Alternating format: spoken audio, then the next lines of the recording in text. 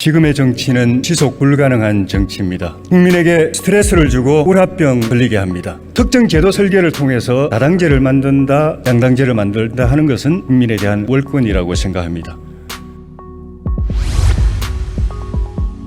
존경하는 국민 여러분, 그리고 김영주 부의장님과 선배 동료 의원 여러분, 지금의 정치는 지속 불가능한 정치입니다. 국가 발전의 발목을 잡고 있습니다.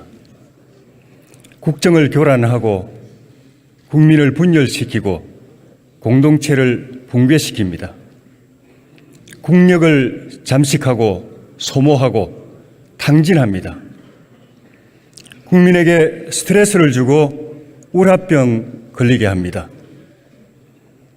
현장에서 일하는 우리 정치인 자신들도 세월을 허송하고 인생을 낭비하게 만듭니다. 막장까지 온 정치를 바꿔야 한다는데 모두가 공감하고 있습니다. 현행 선거제는 합의 처리의 대원칙을 깬 헌정사의 오점이 남긴 정치적 사생아입니다. 여야와 국민 모두 절차적, 내용적으로 문제가 있고 고쳐야 한다고 생각합니다.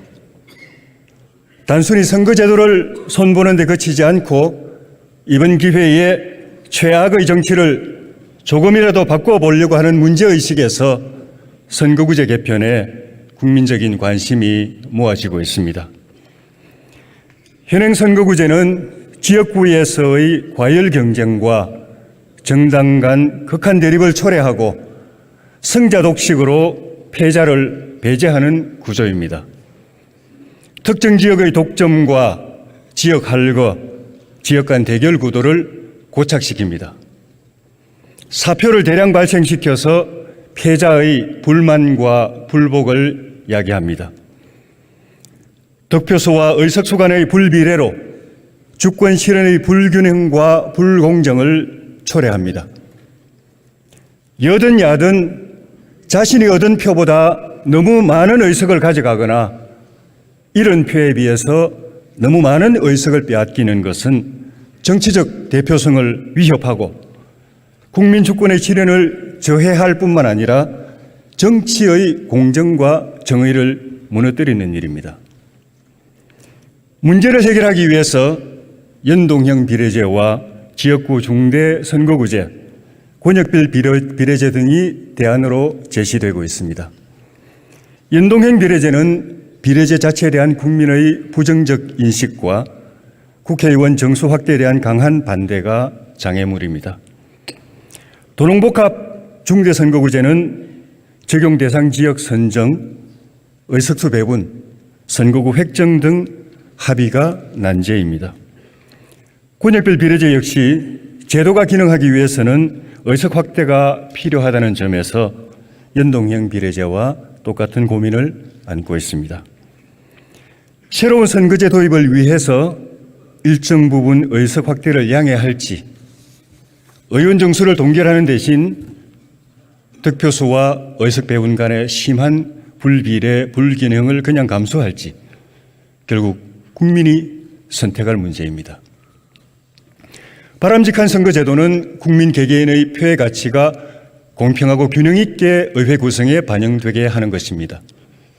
지역과 계층, 세대와 성별, 사회 경제적 지위에 따라서 다양한 가치관과 이해관계, 정책적 수요가 충실하게 반영되도록 하는 제도입니다. 그리고 무엇보다도 선거제도의 내용과 기능, 효과 등에 대해서 유권자들이 충분히 이해하고 판단할 수 있는 것이어야 합니다. 특정 제도 설계를 통해서 다당제를 만든다, 양당제를 만들다 하는 것은 국회의 재량을 넘어선 일이고 국민에 대한 월권이라고 생각합니다.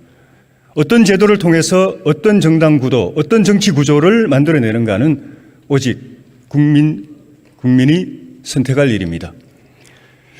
현행 선거제를 어떻게 손보든 간에 국가의 건강한 발전과 지방의 지속 가능성을 위해서는 소멸 위기에 처한 지방에 대한 배려가 반드시 있어야 합니다. 지방의 정치적 대표성을 강화하기 위해서 헌법재판소의 2대1 기준 안에서 지방의 국회의원 정수를 최대한 보강해야 합니다. 지역별로 의석수를 배분할 때 단순히 인구만 기준으로 할 것이 아니라 면적과 교통, 취락구조, 행정체계 등을 감안해야 합니다. 최근 선거구제에 대한 여론조사에서 현행 제도 유지가 새로운 제도보다 높게 나옵니다. 현 제도가 문제가 많아서 바꿔야 한다고 하면서 이런 결과가 나오는 것은 다른 제도에 대한 이해 부족도 한 가지 원인입니다. 4년 전 선거법 개정 때 준연동형 비례제가 난수표 같다든가 국회의원 자신들도 내용을 모르고 제대로 설명을 못한다는 비판을 받은 일이 있습니다.